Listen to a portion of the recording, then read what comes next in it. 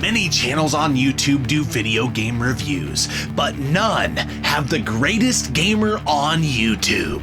The no-death run machine with over 100 no-death runs. I did it! Been playing games since 1989, the one and only Mega Dan 29, reviewing games that he has slaughtered I'm perfect and left in his wake. This is MegaPro Reviews. Today, a conversation with a friend about the movie The Thing led to Mega Dan 29 playing a game on a rare console for him to play, the original Xbox. Today, Mega Dan 29 reviews The Thing on the original Xbox. Welcome to MegaPro Reviews on GOTG TV. What's up, guys? It's Mega Dan 29, and today we're switching up a little bit. I played through The Thing on the Xbox. Why did I play through it on the Xbox? Well, I have it on both now, but when I first played it, I only had it on the Xbox. This game on the Xbox is like 15. This game on PS2 is like 40 or 50. So for some reason on the PS2, it's worth a lot more. Either way you can play it, it's the same game. Definitely, I would say to play it if you're a fan of The Thing. If you're not a fan of the movie The Thing, you probably want to go see the movie first, and if you like the movie, then you can play it. One thing that's really freaking cool about it is this takes place right after where the movie left off, which is super cool. Not a lot of games do that, but you do have games like the Ghostbusters Remastered or whatever, and that does, it picks up right after. So this is the same thing. And it was very interesting, their take on it and the story, and it made it a lot more fun. I think it kind of went out there a little bit compared to the movie, but it was cool. I liked it. There was definitely some problems with the game. For one, boss battles. There was probably like 5 boss battles in the whole game, and I honestly thought most of them were pretty horrendous. The last one was really freaking cool. One of the first ones was more my fault. You just had to figure out what to do. But I felt like a lot of times with these bosses, you had to like run around in circles and shoot at a guy or something like that. You had to like kind of strafe and stuff. And I just felt like with the controls and what you were available to do, you couldn't jump and roll like on Siphon Filter or any kind of crazy moves like that. You didn't have any crazy moves. It was very PS2 and Xbox. It was like you move forward, move backward, you can strafe a little bit, you run a little bit, but you can't do anything crazy. You know, you can't take cover, you can't do anything insane. You just gotta move around and hope you're in the right spot and do what you gotta do. I didn't like in the boss battles what you had to do versus what your controls were. You know, it just should have been more uniform. Like, they should have made the boss battles where you specifically have to do something, like shoot something, or use a certain gun, or it's almost cinematic, or they could have went a lot of different directions to make it better. I just didn't like how it was. When I won, I felt like I got lucky. And when I died, I felt like it was unwarranted, like I just didn't know what to do, and it was just kind of dumb. You know, I couldn't dodge it, and I had no button to dodge it. So I was just like, this is kind of dumb. I didn't like that, and also the AI in the game. It was kind of cool. They're not very smart. They weren't very good. They didn't help a whole lot. You know, when they had a regular gun, they did, I guess. But you just didn't want to give them, like, flamethrowers and stuff like that, because then they would just be dumb with it. It was kind of neat how you could have like other people help you, and they could turn into one of the things, and they could be sick and stuff like that. So that was kind of cool. People can like freak out and stuff. This had like a personality system where they wouldn't trust you, which means they might not follow you and stuff like that. So you had to do things like give them a gun and give them more ammo, or heal them, give them a med pack, and then they'll trust you, you know, and they'll follow you. And they didn't make it too intricate where it was like stupid, where you had to spend too much time doing it. Pretty much if you gave them gun and ammo, they were pretty good.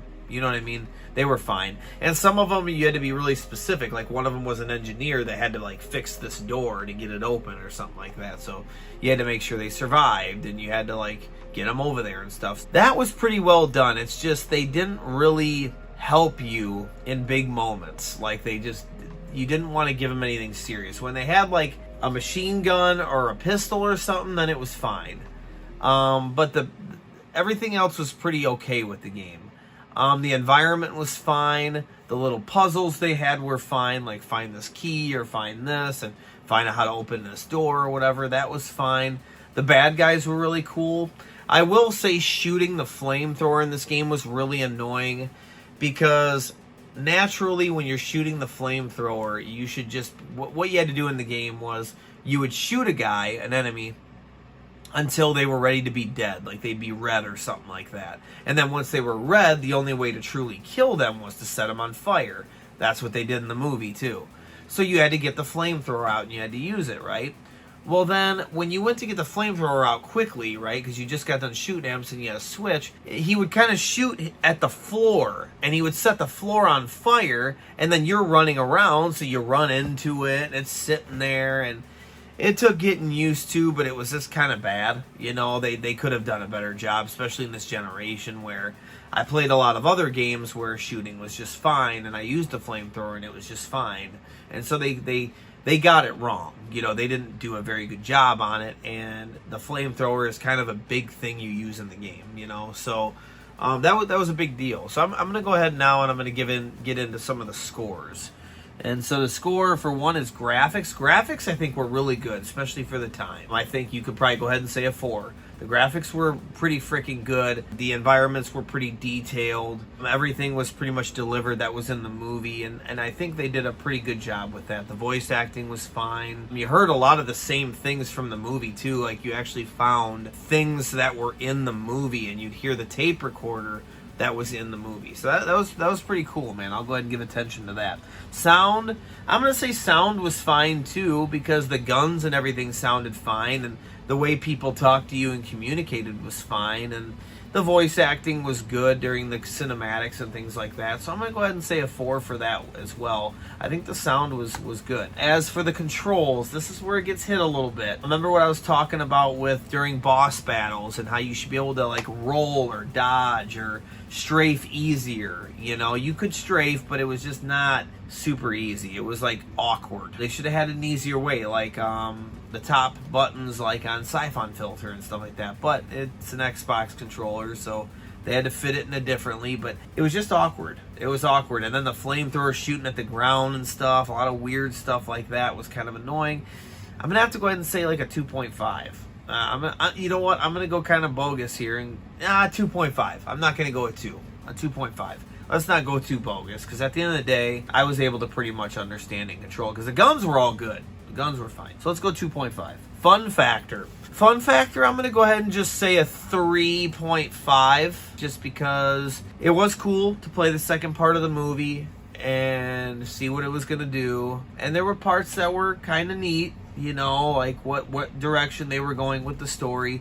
The story for me really carried what was going on and made me want to play. The story is what had me in, because I want to see what would happen and stuff like that. The game was pretty fun too. It's just, it wasn't a situation where I couldn't wait to get home and play it.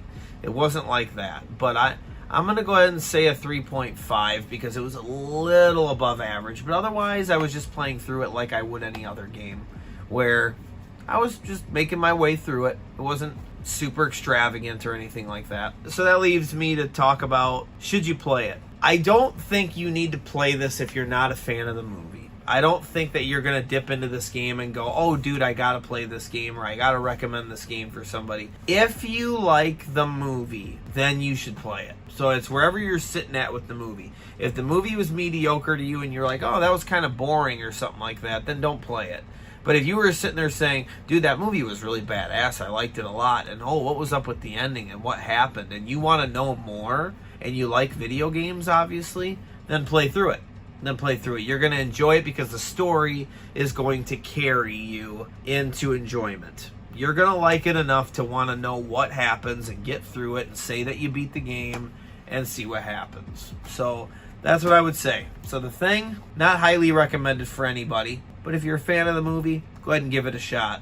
And remember, big thing here, the PS2 version is like $40 or $50. This version is $15 to $20. So it's whatever you want to do, but just know that you're going to pay a little bit more on the PS2. And with that, I'll see you later.